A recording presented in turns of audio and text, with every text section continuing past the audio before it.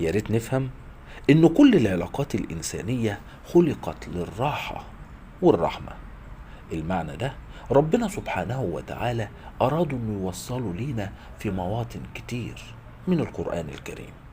سنجد عضدك بأخيك إذ يقول لصاحبه لا تحزن وجعل بينكم مودة ورحمة.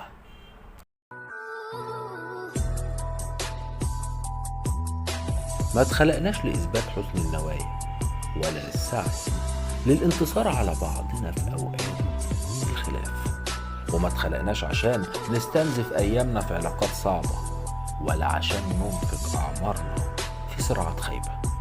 كلمة صادقة كفيلة بإنهاء أي خلاف، نظرة أمان هتنزع الخوف من القلوب.